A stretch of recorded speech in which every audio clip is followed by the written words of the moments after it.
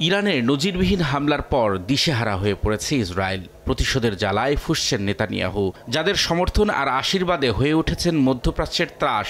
এখন সেই মিত্রদেরও কথা শুনছে না তেল আবিব। প্রতিশোধের নেশায় যেন হিতাহিত জ্ঞানশূন্য হয়ে পড়েছেন ইসরায়েলের প্রধানমন্ত্রী বিনিয়ামিন নেতানিয়াহু। ইরান ইস্যুতে যে কোনো পদক্ষেপের বিষয়ে ইসরায়েলকে সতর্ক করতে বুধবার তেল আবিব সফরে যান ব্রিটিশ পররাষ্ট্রমন্ত্রী ডেভিড ক্যামেরন এবং জার্মানির পররাষ্ট্রমন্ত্রী বিয়ারবক। তারা আলাদাভাবে নেতানিয়াহুর সঙ্গে করেন বৈঠক। যুক্তরাষ্ট্রসহ পশ্চিমা দেশগুলো সংযত থাকার আহ্বান জানালেও সিদ্ধান্তে অনড় তেল আবিব। ইরানের হামলার জবাব কিভাবে দেয়া হবে সে ব্যাপারে ইসরায়েল নিজেই সিদ্ধান্ত নেবে বলে সাফ জানিয়ে দেন নেতানিয়াহু।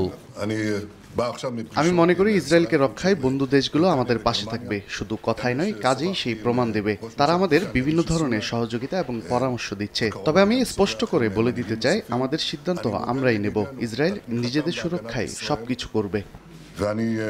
বিকাশে কম খরচে ক্যাশ আউটের লিমিট বেড়ে 50,000, প্রিয় এজেন্টও 2টা। এদিকে ইরানের হামলার বিষয়ে সতর্ক করলেও তেল আবিবকে সব ধরনের সহায়তা করে যাচ্ছে পশ্চিমা বিশ্ব। তেহরানকে পঙ্গু করতে আবারও নিষেধাজ্ঞার খেলায় মেতে উঠেছে ইসরায়েলের দোসর যুক্তরাষ্ট্রসহ পশ্চিমা জোট। যদিও গেল 4 দশকেরও বেশি সময় ধরে নিষেধাজ্ঞার ভেতরেই বসবাস করছে ইরান। পশ্চিমাদের রক্তচক্ষুকে উপেক্ষা করেই মধ্যপ্রাচ্যের অন্যতম শক্তিধর হিসেবে প্রতিষ্ঠিত তেহরান।